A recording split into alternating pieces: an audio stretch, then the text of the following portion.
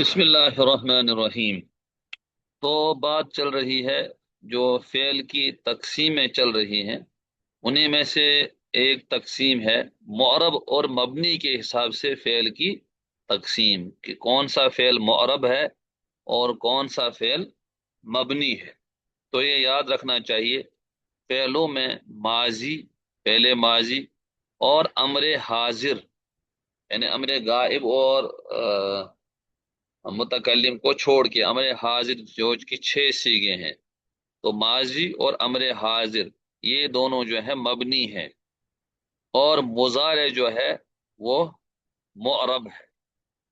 اور ماضی یہ مبنی پر فتح ہوتا ہے، امر مبنی پر جزم ہوتا ہے۔ تو ماضی کی جب ہم گردان کرتے ہیں، اصل جو ماضی کے صیغے ہیں، شروع میں جب ہم کوئی بھی صیغہ لیتے ہیں اس کے آخر میں نصب ہوتا ہے، فتح ہوتا ہے، تو گویا کہ ماضی مبنی پر فتح ہوتا ہے۔ اور مضارع یہ تو پتہ ہی کہ معرب ہے، آپ نے اس کی تینوں شکلیں پڑھی ہے: مضارع مرفوع، مضارع منصوب اور مضارع مجزوم۔ تو یہاں انہوں نے تھوڑا سا اس کا ڈائسیکشن کیا ہے کہ مضارع معرب کیوں ہوتا ہے۔ تو مضارع کے معرب ہونے کی وجہ، مضارع کے معنی لغت میں مشابہ کے ہیں، یعنی کسی کے جیسا ہونا۔ اور یہ کس کے جیسا ہے؟ کہتے ہیں یہ اس میں فاعل کے جیسا ہے، جو کہ معرب ہے۔ اس میں فاعل یہ ہے، فاعل کا وزن جو کہ ابھی تفصیل سے آپ نے اس میں فاعل پڑھا، تو فاعل، ٹھیک۔ تو یہ اسی کے جیسا ہے، لفظن بھی ہے اور معنن بھی ہے، ٹھیک۔ لفظن کیسے ہے، معنن کیسے ہے، وہ آگے آئے گا۔ اس وجہ سے مضارع معرب ہے۔ لفظی مشابہت کیا ہے؟ ان دونوں میں تعداد حروف میں برابری ہے، مساوات ہے، اور حرکات و سکنات میں بھی موافقت ہوتی ہے۔ جیسے یضرب، یا پر زبر، اس کا اسم فاعل ضارب، زاد پر زبر، پھر یہاں زاد ساکن، یہاں الف خالی، یہاں را پر زیر، یہاں بھی را پر زیر، یہاں پر با پر پیش، یہاں بھی با پر پیش، ٹھیک۔ تو حرکات و سکنات میں بھی موافقت ہے، اور اسی طریقے سے حروف کی تعداد بھی برابر ہے۔ تو یہ ہو گئی لفظی مشابہت۔ معنوی مشابہت کیا ہے؟ وہ اس میں فاعل کی طرح زمانہ حال یا استقبال میں مشترک ہوتا ہے۔ جس طرح اس میں فاعل کا ترجمہ ہوتا ہے حال اور استقبال کا، ضاربن وہ مارتا ہے ابھی یا مارے گا، ضاربن الآن او غدن۔ اسی طریقے سے یضرب فعل مضارع میں بھی یہی معنی ہے، وہ مارتا ہے یا مارے گا، اسی لیے اس کو کہتے ہیں مضارع۔ یہ جو ہے مشابہ ہے، کس کے مشابہ ہے؟ اس میں فاعل کے۔ تو یہ اس کے معرب ہونے کی وجہ، اور اس کے نام کی توجیہ کہ مضارع کا نام مضارع کیوں رکھا گیا۔ فائدہ: مضارع کے شروع میں آپ سین لگاتے ہیں، سوفا لگاتے ہیں، اس سے کیا ہوتا ہے؟ اس سے مضارع مستقبل کے ساتھ خاص ہو جاتا ہے۔ سین اور سوفا سے مستقبل کے ساتھ خاص ہو جاتا ہے۔ جیسے سیضرب، وہ ابھی مارے گا، سوف یضرب تھوڑی دیر کے بعد مارے گا۔ تو اس کو کبھی ہم مضارع قریب بھی کہتے ہیں، اور اس کو مضارع بعید بھی کہتے ہیں، بلکہ مضارع قریب دونوں کو کہتے ہیں، مستقبل قریب، جی مستقبل قریب۔ اور لام مفتوحہ کے آنے سے یہ حال کے ساتھ خاص ہو جاتا ہے۔ جیسے انی لیحزننی، یہ بات مجھے غم میں ڈالتی ہے، تو لام کے ذریعے سے یہ پریزنٹ میں آ جاتا ہے، گویا کہ لام کے ذریعے سے پریزنٹ کے ساتھ خاص ہو جاتا ہے، اور سین اور صوفہ سے فیوچر کے ساتھ خاص ہو جاتا ہے۔ تو اب آگے دیکھتے ہیں مضارع کا اعراب۔ یہ مضارع کا اعراب کس طریقے کا ہوتا ہے، اس کا ہلکا سا جو ہے خلاصہ یہاں لے لیں گے، ورنہ اصل تفصیل تو اس سے پہلے آ چکی ہے۔ مضارع کا اعراب، اس کے 3 اعراب ہے: رفع، نصب اور جزم، ٹھیک۔ اور رفع، نصب اور جزم، جزم کب آتا ہے؟ جب مضارع سے پہلے حروف جازمہ آ جائیں، جیسے لم، لائے، نہیں، لام امر، ان، لما، تو مضارع کے آخر میں جزم آتا ہے۔ اور نصب کب آتا ہے؟ جب اس سے پہلے ان، لن، کئی، اذن وغیرہ ناصبہ حروف جو ہیں وہ آ جائیں۔ اور رفع کب آتا ہے؟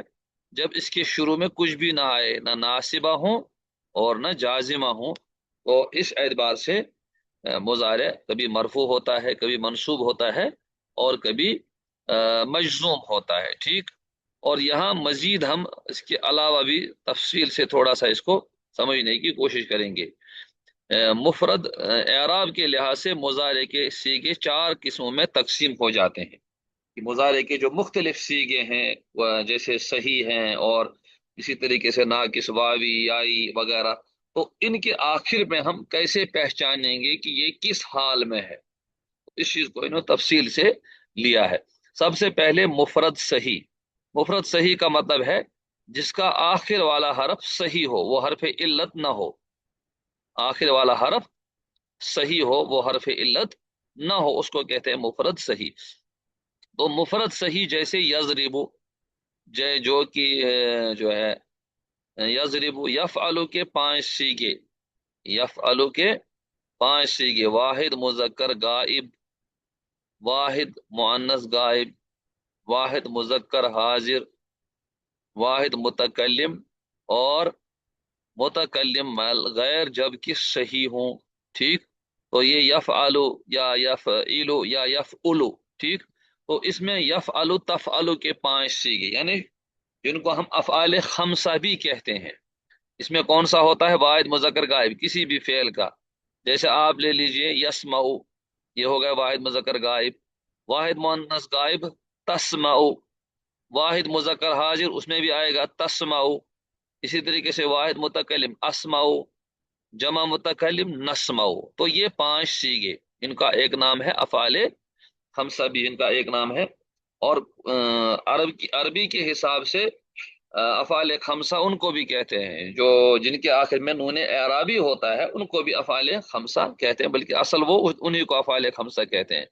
تو یہ جو پانچ سیغے ہیں، ان پانچ سیغوں کے آخر میں ان کا رفع ضمہ سے، شرط یہ ہے کہ وہ مفرد صحیح ہوں، ان کا آخری حرف حرف علت نہ ہو، تو اس صورت میں حالت رفع میں آخر میں پیش ہوگا ضمہ سے، ٹھیک، اور حالت نصبی میں فتح ہوگا، اور حالت جزم میں سکون ہوگا، جیسے یضربو، حالت رفع میں پیش واضح ہے، حالت نصبی میں زبر، اور حالت جزمی میں جزم۔ اسی سے یسمعو، لن یسمع، لم یسمع، ٹھیک۔ اسی طریقے سے یسجد، لن یسجد، لم یسجد۔